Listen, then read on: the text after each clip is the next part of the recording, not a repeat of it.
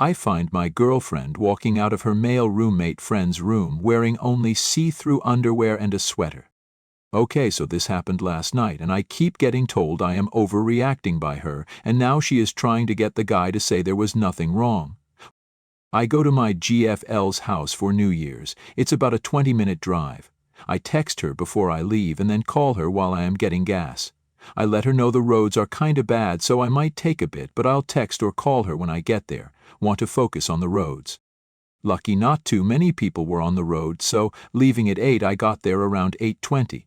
I text her, let her know I am here while waiting in her driveway. I text again asking if she feel asleep. I decide to call her, no answer. So I walk up to the door and knock. No answer. I knock again a bit harder, 'cause the door is wood and the doorbell isn't working, and the door opens. I say hello and walk in and talk my shoes off and head for the stairs right beside the door to see if she is sleeping. Right as I get to the stairs, I see her walking out of her male roommate's room with the light off, wearing nothing but a pair of see-through black panties with a string at the back and a sweater. My face just goes blank. She looks at me and says, "Oh shit, this looks bad," while giggling. I just stand there and she goes, "It's nothing, he is just a friend, come to my room." I stand there for about a minute, shocked, then go to her room and sit in the chair. She was saying shit to me like it's nothing, but TBH, I really wasn't thinking. After about 3 minutes of trying to convince me nothing happened, she goes into her bed and goes to sleep. I sit there 3 hours saying nothing, waiting for her to wake up. Finally, just before midnight, I couldn't do it anymore and left. At about 4 a.m. I get a text from her saying, "I am sorry, I feel asleep." Nothing about walking out of his room like that. The next 3 hours have been her saying, "I don't know what I am talking about. Nothing happened. She didn't cheat. What she did wasn't highly inappropriate. Even if she didn't cheat, she was just in there to see the dogs and charge her phone 'cause it died. She always walks around the house and goes in there with no pants on, even though I have never seen it, that I am just being emotional, and so much more." Then she said I should talk to the guy whose room she came out of, and he tried to say he saw nothing wrong with it. Oh, and BTW, she has told me. Now I feel like I have been pretty good letting her be friends with this guy, go in his room alone. I even let her sleep in there either with the dogs without saying a thing. Oh, BTW. She tells me all the time how he wants to fuck her, but they are just friends. I am pretty livid also about that fact that we just talked about how her dad was cheated on by her mother and how it devastated him, and all she is telling me is I am a pussy 'cause I am overreacting. Am I overreacting? Should this be considered cheating? Is it high inappropriate regardless? I wasn't going to break up with her if she had apologized and said she would never do it again, but now I don't think I can ever trust her. I have added the first couple texts, but there are a lot more. Story 2. My dad pranked me, and I told him I hate him. He 34M is always pranking me 17F. It started when I was a kid. For example, he jumps out or wears masks that are scary. Itka how he's going to act with the mask on because he goes too far when in character. Like one time he put a real chainsaw close to me while on. It didn't have a blade, but I didn't know. I also have very bad anxiety and take medical emergencies seriously. I've had so many close deaths, including my mom when I was little, both grandmas, uncle, pets. My Nana used to have medical emergencies when she lived with us, and I was always the one finding her and calling for help. I got home after being gone all day. Usually my dad is on the couch in the living room gaming, which is right next to the front door, but the TV was on, but he wasn't there. He wasn't in the kitchen or bathroom either. His GF wasn't home either, so I thought maybe they went out somewhere, but why is the TV on? Then I realized I hadn't seen my dog, so I looked in the yard, out the kitchen, but they weren't there. I texted Dad saying I'm home and heard his phone ding. My dog was standing over my dad face first on the ground with blood coming out of his mouth, and I didn't even have time to think. I just started panicking. Everything is a blur, BC. I was so scared, but his eyes were open, which made my heart stop. I dialed 911 and said, "Something happened to my dad." He laughed. The lady on the phone asked what was happening because I got quiet. I shyly said, "NVM," and hung up. My dad was laughing so hard, but I started screaming and called him a child and said, "Grow up." BC, I thought he was dead. I said, "How could he do this to me?" And then I said, "I hate him." He said, "Lighten up, it's a joke." I told him I'm tired of his pranks and never rely on me in an emergency, BC. I'm not taking it seriously. He got mad and we yelled at each other. Then I went to my room. He followed me to keep fighting. I slammed my door and he busted back open and said he was going to ground me, but he never follows through with it, so I just rolled my eyes and said to get out of my room, BC. I don't want to talk to him right now. I told him that it triggered me. He called me a sensitive crybaby and said I was blowing it out of proportion. I had a bad panic attack, but did he care? No. Still not talking to him much. He's been moping around trying to guilt me into dropping it, but I can't. I remember finding my pet dead, or the news my mom died. It makes my heart beat fast. I've cried a lot, BC, of what if, and BC, he's making me feel bad for being upset. I said sorry for saying I hate him, but that's it. TLDR, my dad pranked me by pretending to be dead, and I told him I hate him and don't want to talk to him anymore, so he's saying I'm overreacting. Story 3. Husband's late-night partying went too far. My 29F husband, 30M, had friends come in from out of town last night. We already had plans during the day, but he ended up going out with them around midnight for a drink. At least that's what I thought. I gladly stayed home with our 1-year-old, and I'm also 5 months pregnant with baby 2, so late nights are definitely not something I'm interested in these days. I fall asleep shortly after he leaves and wake up to put our toddler back to bed about 4:30 am and notice that my husband is nowhere to be found. I shoot him a text, get the baby back to bed, and toss and turn until 5:30 am. I check my husband's location and his phone is at a strip club about 20 minutes away. We have been together 10 years, so I'm trying to give him the benefit of the doubt. Then 7 am rolls around. He has never been out this late before, ever, so I'm starting to get really worried and call him repeatedly, but my calls keep going to VM. The baby wakes up, I'm getting her breakfast, and figure I'll go drive to the last spot his phone was if he doesn't show up. At this point, I'm trying to convince myself that he lost his phone at the club and he's sleeping it off at his friend's hotel. I then get a phone call from an unknown woman. My husband is on the other line saying I need to come pick him up now, and he's in the middle of a sketchy area about a mile from the strip club where his phone was last pinged. I hustle my pregnant self, my toddler, and my dog into my car and pick him up. This is the part that really pisses me off. When I pick him up, he is wasted drunk and being a jerk to me for giving him the cold shoulder on the way home. He insists that he was drugged at the strip club, and on prying into how for the whole ride home, he eventually admitted he got a private room and lap dance, which we have clear boundaries on in our relationship.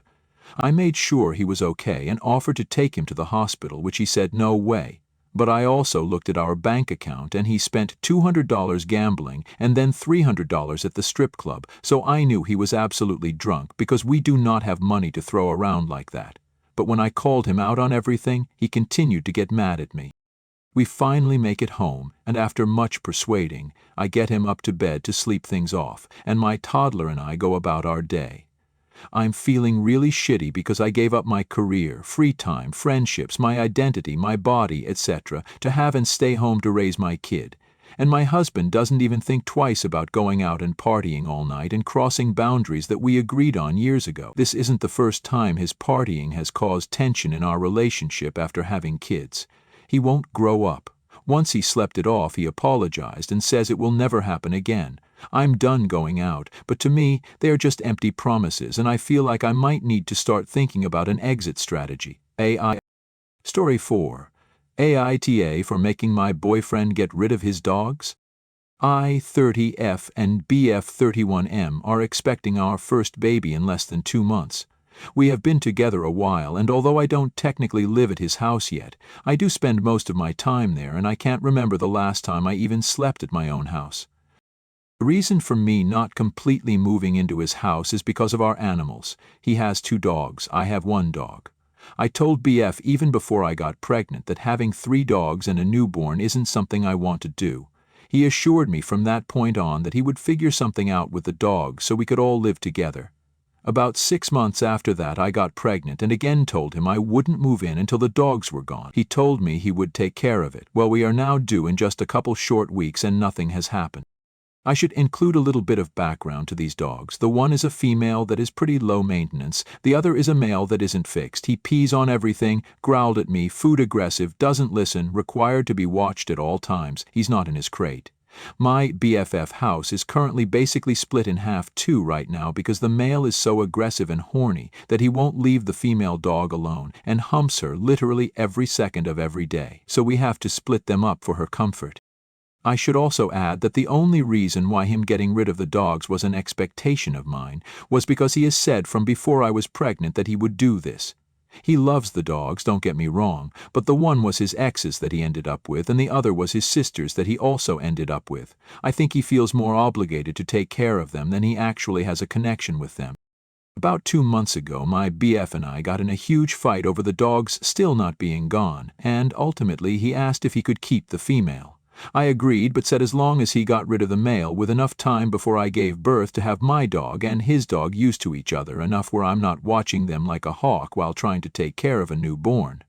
And I told BF that he had until Christmas to do so, so that way we would have plenty of time to get the two females used to one another. It's obviously after Christmas, again. I am due in less than 2 months. I haven't moved any of my stuff to his house because I was worried about the male dog chewing and peeing on everything. My dog and his female dog haven't met yet. At this point, I just don't feel like there's enough time anymore, so I started getting a nursery ready at my house. I'm so stressed because my house isn't ready for a baby at all. My roommate and I were going to sell the house so they could move into something smaller since they'd be by themselves, so now we have to put a hold on that. And now I'm worried that I'm going to be alone taking care of this baby most of the time since my BF and I won't be living in the same house. My BF feels as though he did everything he could in the situation even though he didn't start to even look for rescues for his dog until I was almost 7 months pregnant, and he blames places not taking in dogs right now for us not having this situation handled yet, which I only half agree with. AITA for setting this boundary. Is there something else we could do to make this situation easier? I'm so lost right now. Edit. I feel like I should have titled this AIAA for not moving in with my boyfriend because of his dogs. I think people are focusing on the fact that I said I won't live with his dogs and nothing else. Yes, I refuse to move in with him and the dogs. But the problem is that because I set up that boundary, he's now mad at me because I won't move into his house. I never said get rid of them or else. I simply said we will have to basically keep living the way we are, minus me always being the one to come over as long as he has the dogs. What I'm mad about in the situation is that if he had no intentions to get rid of the dogs, then why promise a future with me at his house to begin with, when I've been so strict about it? Story 5. Blocking my ex. So my ex-GF24F and I-25F broke up in July after 6.5 years together. I have a dog who is almost 13. She has been my best friend since I was 12/13, and she came to live with me and my ex in the last 2 years of our relationship. When we split up, I moved back home with my dog and told her if she wanted to see the dog or have her stay over, she can just ask and she knows where I am if she wants to come and pick her up. Now, this was before it all went sour between us. The relationship was toxic, and I tried to stay civil and be friends. But she still started arguments with me and tried to maintain control. She had the dog in October for a few days because I asked her to as a favor, and when she brought her back, I said just ask to have her again whenever, not wanting to be the person that says, no, you can't see the dog. I never heard anything for a few months, and if I asked, she kept saying she was too busy. Then, in the heat of a moment one night, I blocked her number because I started to get close with someone else and I panicked a little. Then around a week or two later, she left me a voicemail asking to text her. It was urgent, so I did, and she harassed me to tell her why ID blocked her. I did eventually and apologized and said I wouldn't cut her off from the dog again, but only if she just texted me about that. About a month goes by and she then asked to have her, and my mental health takes a hit, knowing she has access to texting or calling me anytime she likes and having the control she wanted back. It just weighed on my mind constantly, and I lived in edge of a text or call popping up from her. Set myself an ultimatum. If she asked by New Year's Eve, I would leave her in 2024 and prioritize my already shattered mental health. She asked to have the dog, so I blocked her again. Mentally, I feel better knowing she can't get in touch anymore. So much better. But did I overreact? 6 months after we split up, she hasn't once asked to see the dog, and my peace feels well protected now that she can't get in touch. I just think if she really cared about seeing her, she would. Made time and effort, but it really just feels like she still wanted access to me. And is it selfish of me to have the mindset she was my dog first sort of thing?